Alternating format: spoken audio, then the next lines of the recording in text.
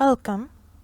In this video, I'm going to talk about Unit 1, Lesson 4, Physical and Chemical Change. Let's talk about some introduction here. If you cut a paper into pieces, its shape only changes, but its properties doesn't change. When you cut it, does it turn into blue? Does it turn into another color? No, only its shape changes. But the properties doesn't change. This is what I call physical change. So, what if we burn the paper? It's going to turn into black like you see in this image. So, not just its shape changed, but also its property. It's not paper anymore, it became ashes. This means we can say if we burn a paper, then this is a chemical change. So this is the topic that we're going to discuss in this lesson: physical and chemical change. What is a physical change? Physical change is a change in the appearance or the shape of matter without any change in its structure, which means the properties. Let's see some examples that prove this definition. First example, the change of water from one state to another. We call it ice cycle.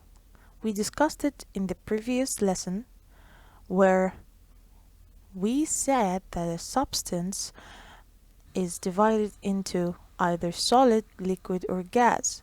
So now we have water, ice, and water vapor. Ice is a solid form of water, and water vapor is the gaseous form of water. When ice melts, it becomes water, and when water evaporates, it becomes water vapor. And when water vapor condenses, it returns back in being water, and when water freezes, it gives us ice. So only the shape of water changed. This is what we call a physical change. Next we have melting of any solid matter, such as melting of ice cream. Also, melting of wax is considered as a physical change. When it melts, does it become ice? No, it stays wax.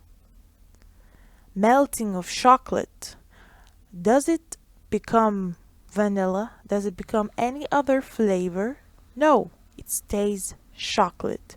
So melting of any solid matter is physical change. Grinding of sugar into powder.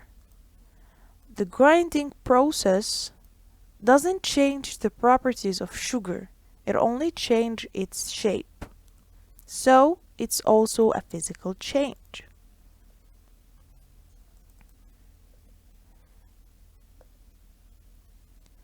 Malleability of elements to form sheets of wires. Bending of elements. Like for example in this aluminium foil piece, it's bended. Did it change? No. Did it change its color? No. So its properties stayed the same, so this is a physical change. Dissolving of table salt or sugar in water. If you want to make sure that salt didn't change after we dissolve it in the water, we do this type of experiment. We put the beaker containing water and salt on a heater and we heat the water so it evaporates, we will find that salt is left behind in the beaker without changing its properties. Only its shape before was changed. Last but not least, like we discussed earlier, cutting a paper into small pieces is considered as a physical change. So, physical change, it's a change in the appearance or shape of matter without any change in its structure, which means properties.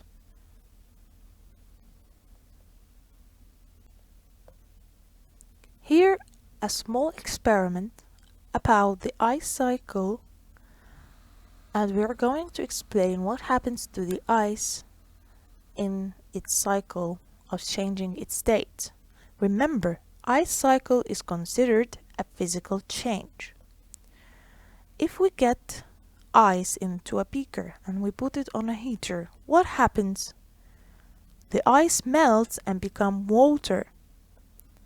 Then, when we leave the water on the heater for longer time, it will evaporate, producing water vapor.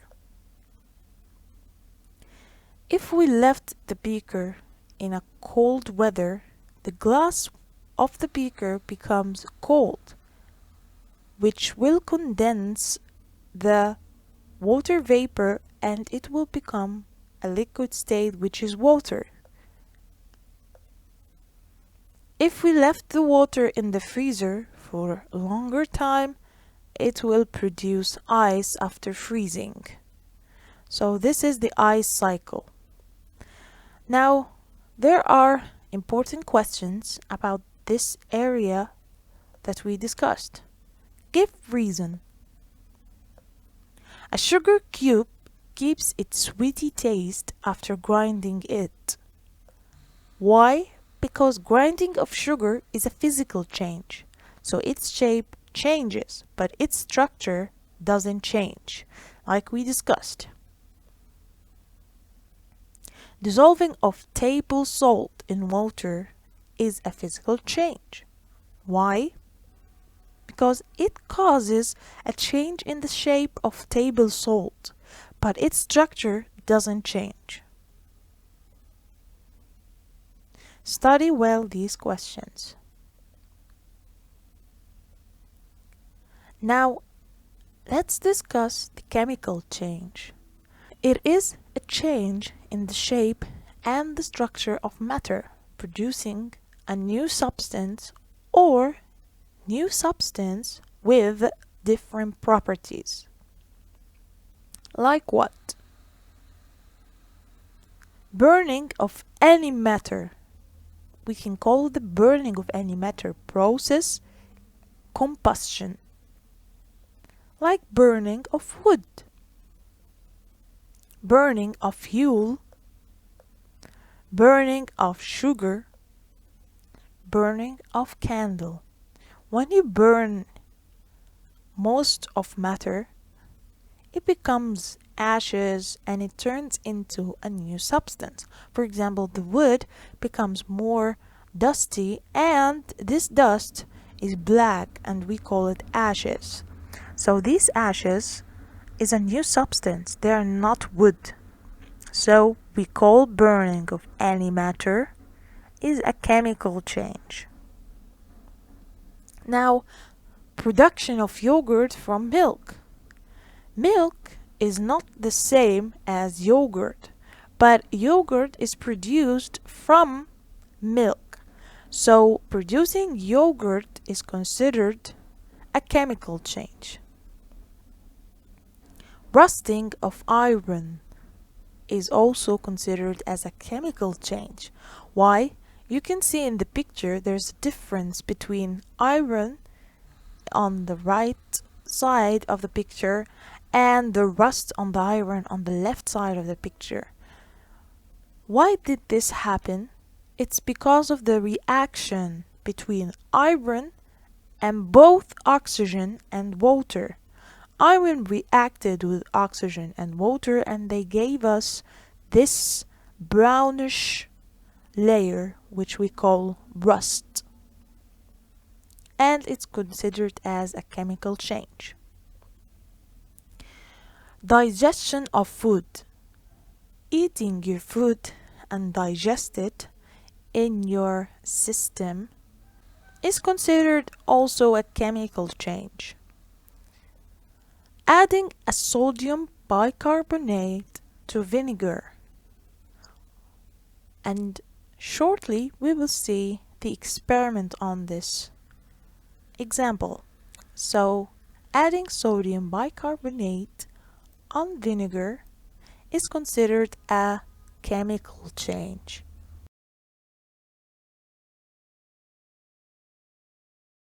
Adding of yeast to pastry, like you see in the picture, makes the pastry becomes larger and bubbly. This means this is a chemical change.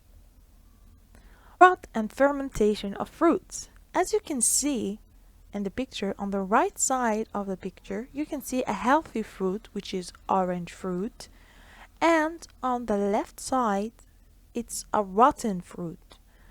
A fruit that it's not healthy to eat and it's spoiled. This fruit has a layer of rot. We call this a chemical change because its properties changed, its flavor changed. So, rot and fermentation of fruits is considered as chemical change. So, again, we say that the chemical change is the change in the shape and the structure of matter, producing a new substance or new substance with different properties.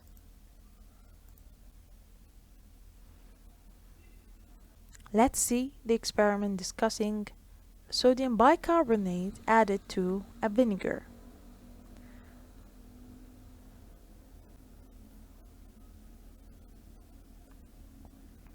Things you will need: balloon, baking soda, which is the sodium bicarbonate, funnel, vinegar. Now putting the baking soda into the funnel,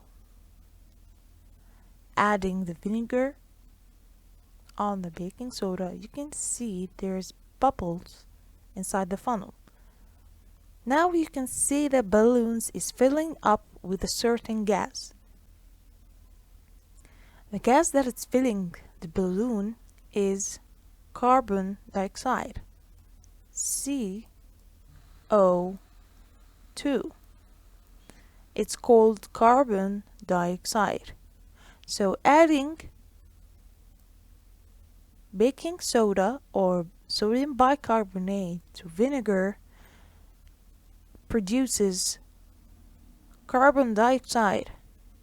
Carbon dioxide is a new substance, and we said when we add two substances or we do a change and it produces a new substance, we can call it a chemical change. So now let's see the important questions on chemical change. Give reason. Burning of wood is a chemical change because burning of wood causes a change in its shape and structure, producing a new substance with new properties. Formation of a layer of rust on the surface of wet iron wire. Why? Due to the chemical change that is produced from the reaction between iron and both water and oxygen. So, it is important to study these questions. Thank you for listening, and I hope that you study the lesson.